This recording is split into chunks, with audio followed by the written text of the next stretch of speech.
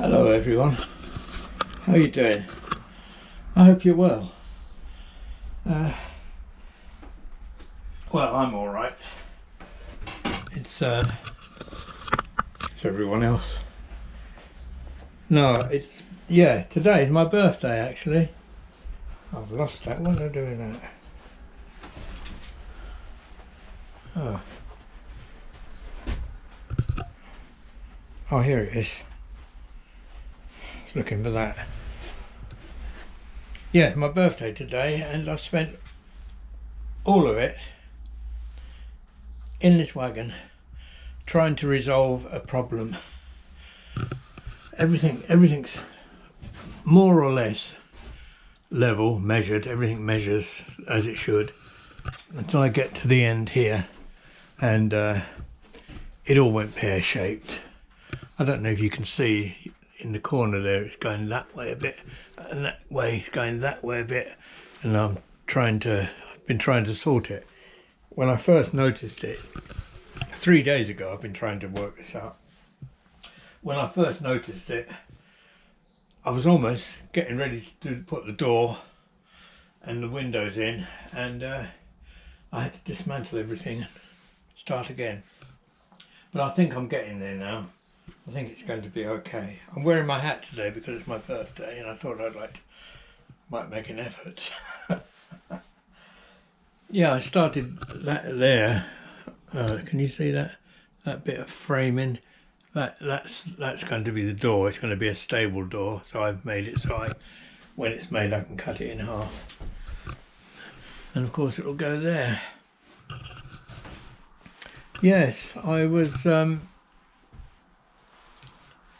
born 78 years ago today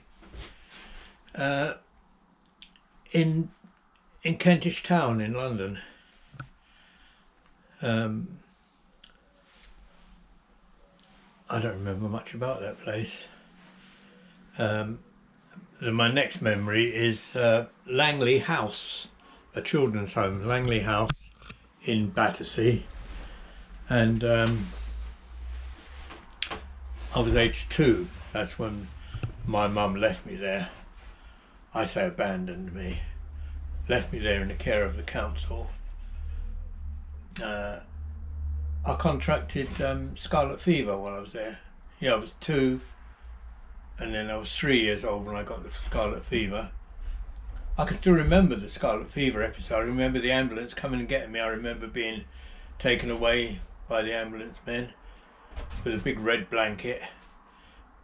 Yeah, and I was only 2.5, 3. Then my next memory is of a children's home, being taken in a black car. I think most cars were black in those days, with 2 women in the front, taken to another children's home, the Shirley Oaks children's home in Croydon. That was I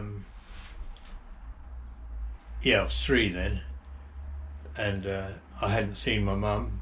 And then she did come and visit me once, twice, a couple of times, but she kept disappearing again, and that was when I first got there. And then after that I didn't see her for several years. Then she would turn up, and so that was 78 years ago, and I remember it like yesterday. I don't remember yesterday, but I remember 78 years ago. So yes, I was abandoned, I say. I was abandoned. I've got over it now. I'm not worried. I don't think about it all the time now. But, it's all part of life's rich tapestry, isn't it? So I was brought up by the state, basically.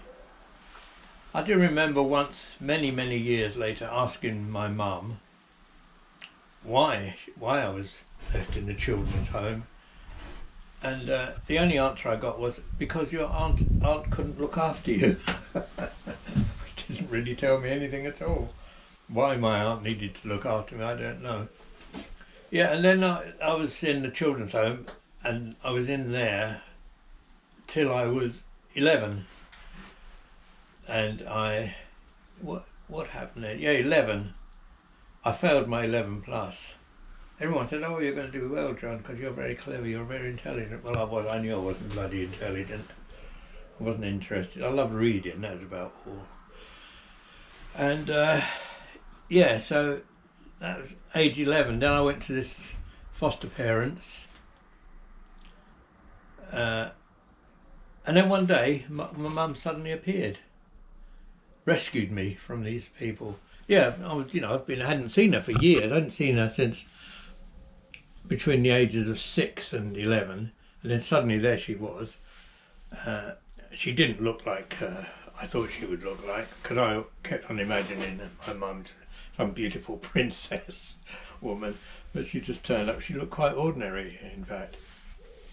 I remember during the children's home thing, once she came and got me, and we spent a weekend together, and we got on a bus, and then an underground train, then another bus, and we ended up in some woodland or forest somewhere at an encampment. There was all sorts of what they call bender tents and things, and people cooking in pots outdoors, and we stayed there with her friend, her boyfriend, Fergie his name was. I liked him.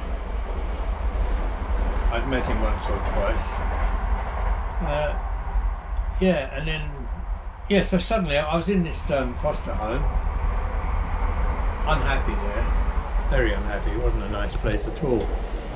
And she suddenly appeared, and I'm John's mum, and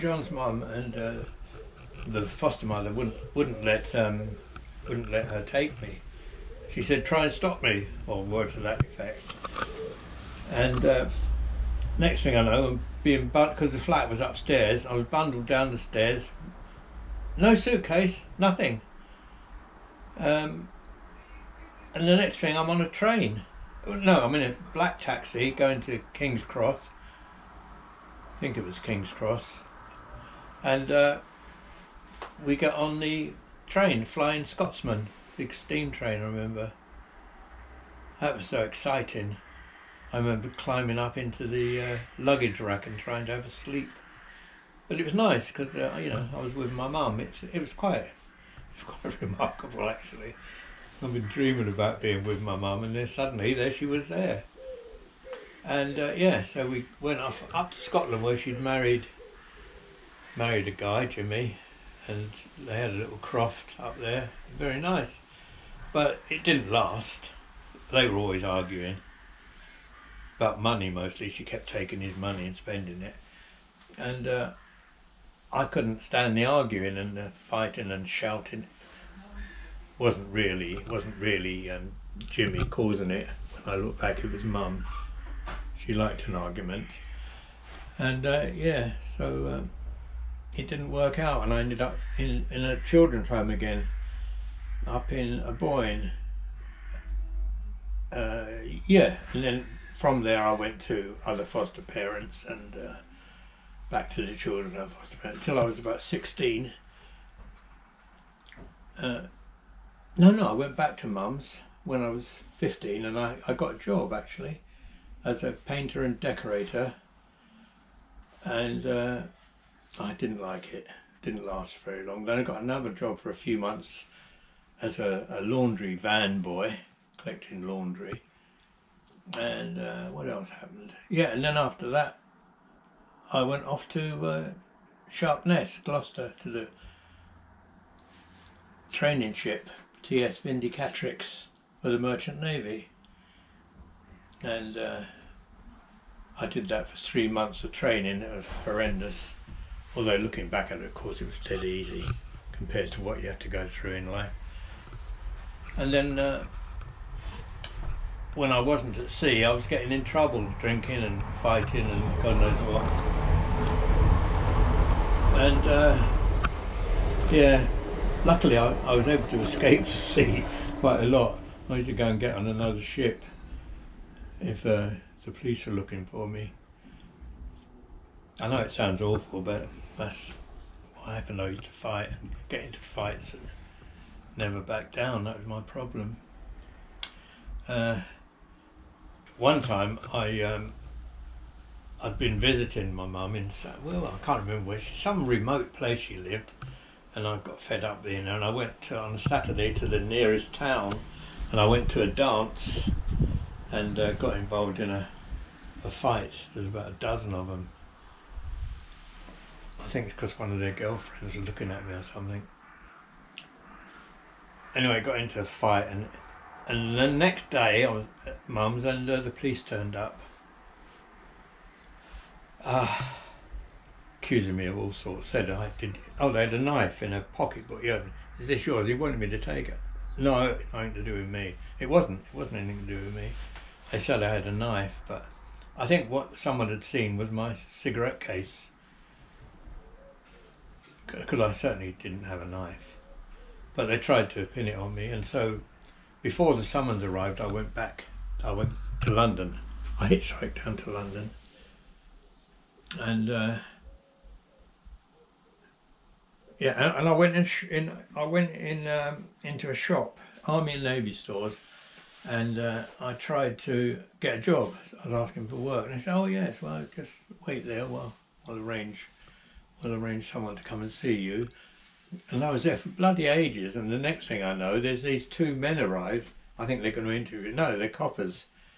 "Oh, John, we've been looking for you." So yes, I got arrested for this fight in Ellen. It was, I think, the name of the place where the dance was. And I got arrested and flown, handcuffed to a detective, back up to Aberdeen.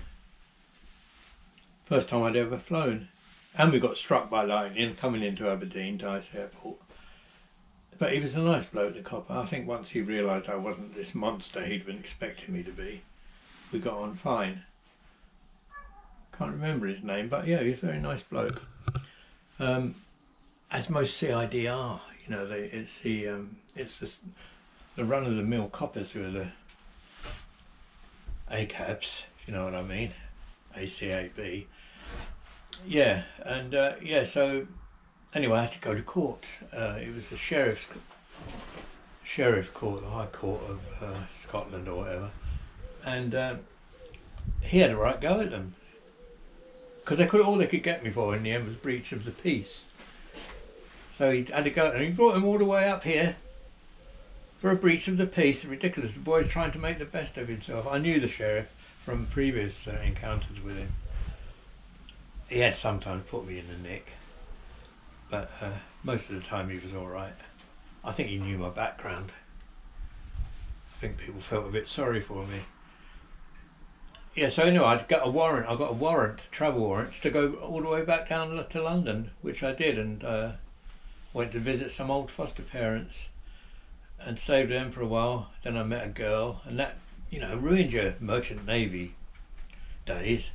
So anyway, when that broke up, I got on the next ship I could and went to sea for 6 months or so, until the next time I came home and got into trouble. And that's it. And here I am, 78 years later. I've sort of cut it short. Not my life, but the stories. Yeah, so and here I am, and what's it all about? What have I achieved in life? I've got 2 lovely kids. Both love me, I hope. Got me a bit of land. Yeah, I've done loads of paintings. I've sold paintings all over the world, believe it or not. So that'll be a legacy, won't it, that I've left. Anyway, I don't know why I'm telling you all this. I don't know how it's happened. It's a little story for you. Because I'm losing subscribers wholesale. I did want to go for a ride tonight on my Sportster, but I'm just feeling a bit tired. Because I'm 78, you know. But not we talk about getting old. Anyway, I don't know how long I've been talking. Let's have a look. See if it'll tell me. Oh, 15 minutes. That's long enough for you lot, isn't it? I'll say goodbye. Thanks for looking in. I'll see you again soon. Bye bye for now. Bye. Bye.